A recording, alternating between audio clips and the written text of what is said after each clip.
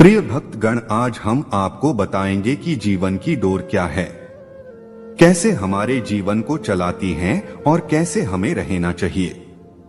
अगर आप अपने जीवन की डोर को नहीं समझा तो यूं ही आपकी जीवन बर्बाद हो जाती है। तो चलिए कहानी को प्रारंभ करते हैं। एक बार की बात है, विशाल नाम का एक शिष्य था। वह जब भी विद्यालय में रहता था तब बाहर खेलने के बारे में सोचा करता था, और जब खेलने का मौका मिलता तो वो कहीं घूमने के बारे में सोचा करता था। इस तरह वह कभी भी विद्यालय में उपस्थित नहीं रहता था, बल्कि कुछ न कुछ आगे का सोचा करता था। उसके घर वाले और दोस्त भी उसकी इस आदत से परेशान थे। एक बार विशाल अकेले ही पास के जंगलों में घूमने निकल गया। थोड़ी देर चलने के बाद उसे थकान हो गई और वह वहीं नरम घासों पर लेट गया। जल्द ही उसे नींद आ गई और वह सो गया। सोने के कुछ देर बाद एक आवाज आई, विशाल विशाल। विशाल ने आंखें खोली तो सफेद वस्त्रों में एक परी खड़ी थी। वह बहुत सुंदर थी और उसने अपने एक हाथ में जादुई छड़ी ले रखी थी और दूसरे हाथ में एक जादुई बॉल थी जिसमें से एक सुनहरा धागा लटक रहा था।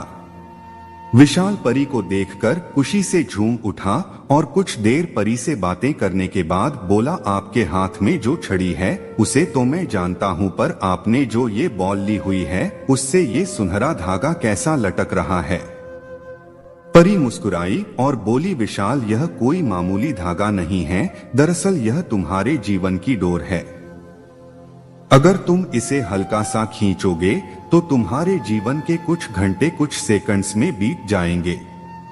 यदि इसे थोड़ा तेजी से खींचोगे तो पूरा दिन कुछ मिनटों में बीत जाएगा, और अगर तुम उसे पूरी ताकत से खींचोगे तो कई साल भी कुछ दिनों में बीत जाएंगे। विशाल ने परी से बोला, तो क्या आप ये मुझे दे सकती हैं? हाँ, क्यों नहीं, ये लो पकड़ो इसे, पर ध्यान रहे एक बार अगर समय में तुम आगे चले गए तो पीछे नहीं आ सकते। परी ने जीवन की डोर विशाल के हाथों में देते हुए कहा और फिर परी फौरन अदृश्य हो गई। अगले दिन विशाल क्लास में बैठकर पढ़ रहा था और खेलने के बारे में सोच रहा था, पर टीचर के रहते वो बाहर जाता भी तो कैसे। तभी उसे परी द्वारा दी गई सुनहरे धागों वाली बॉल का ख्याल आया। उसने धीरे से बॉल निकाली और डोर को जरा सा खींच दिया। कुछ ही सेकंड्स में वह मैदान में खेल रहा था। विशाल ने मन ही मन सोचा, वह मजा आ गया। फिर वह कुछ देर खेलता रहा, पर मौजूदा वक्त में ना जीने की अपनी आदत के अनुसार वह फिर से कुछ ही देर में उब गया और सोचने लगा, ये बच्चों की तरह जीने में कोई मजा नहीं है। क्यों न मैं अपने जीवन की डोर को खींचकर जवानी में चला जाऊं, और झटपट उसने डोर कुछ तेजी से खींच दी। विशाल अब एक शादीशुदा आदमी बन चुका था और अपने दो प्यारे प्यारे बच्चों के साथ रह रहा था। उसकी प्यारी माँ जो उसे जान से भी ज्यादा चाहती थी, अब बूढ़ी हो चुकी थी, और पिता जो उसे अपने कंधों पर बैठाकर घुमा करते थे, अब वो वृद्ध और बीमार हो गए।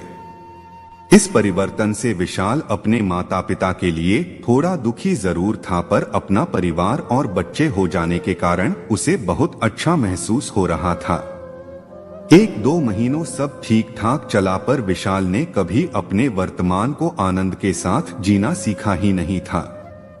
कुछ दिन बाद वह सोचने लगा, मेरे ऊपर परिवार की कितनी जिम्मेदारी आ गई है। बच्चों को संभालना इतना आसान भी नहीं, ऊपर से ऑफिस की टेंशन अलग है। माता पिता का स्वास्थ्य भी ठीक नहीं रहता। इससे अच्छा तो मैं रिटायर हो जाता और आराम की जिंदगी जीता। और यही सोचते सोचते उसने जीवन की डोर को पूरी ताकत से खींच दिया।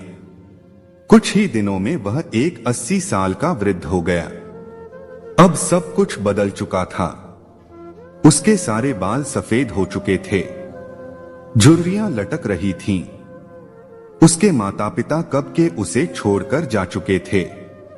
यहां तक कि उसकी प्यारी पत्नी भी किसी बीमारी के कारण मर चुकी थी। वह घर में बिल्कुल अकेला था। बस कभी कभी दूसरे शहरों में बसे उसके बच्चे उससे बात कर लेते थे। जीवन में पहली बार विशाल को एहसास हो रहा था कि उसने कभी अपनी जिंदगी को एंजॉय नहीं किया। उसने न स्कूल में मस्ती की, न कभी कॉलेज का मुंह देखा। वह न कभी अपनी पत्नी के साथ कहीं घूमने गया और न ही अपने माता पिता के साथ अच्छे पल बिताए। यहाँ तक कि वो अपने प्यारे बच्चों का बचपन भी ठीक से नहीं देख पाया। आज विशाल बेहद दुखी था।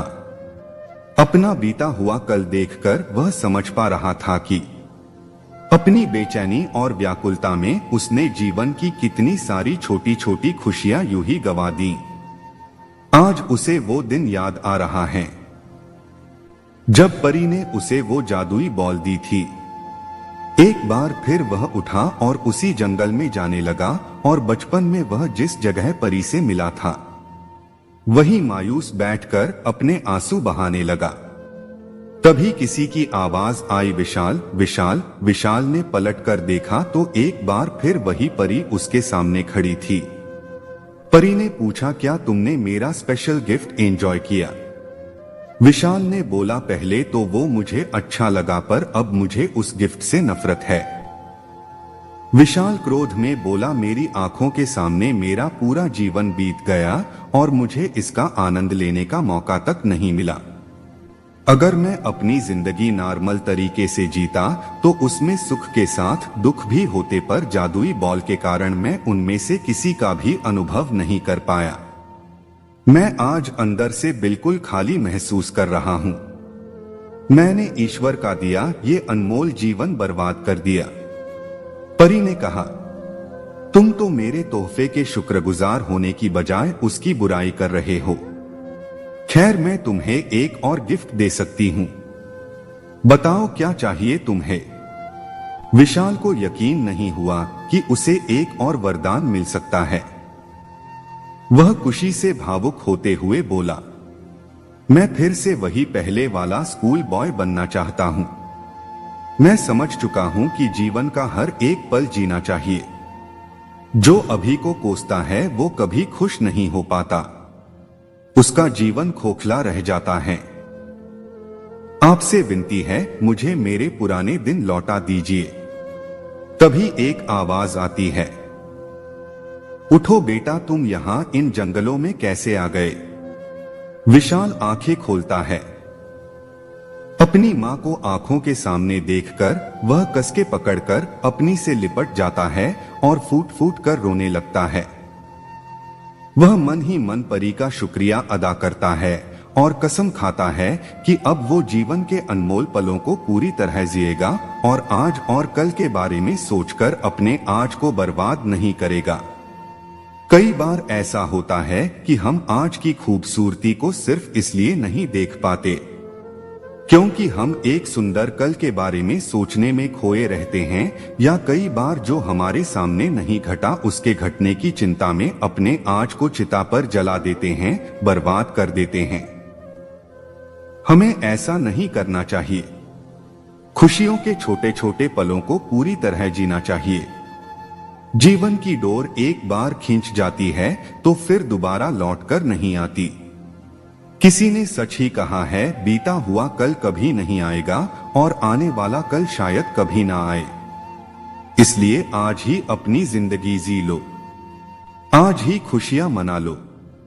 इस वीडियो को बोलते समय कोई त्रुटि हो तो मैं क्षमा चाहता हूं। उम्मीद है आप सभी को यह वीडियो अच्छी लगी होगी। अगर आप शिव के सच्चे भक्त हैं तो चैनल को सब्सक्राइब और वीडियो को लाइक करके कमेंट में हर हर महादेव लिख दीजिए।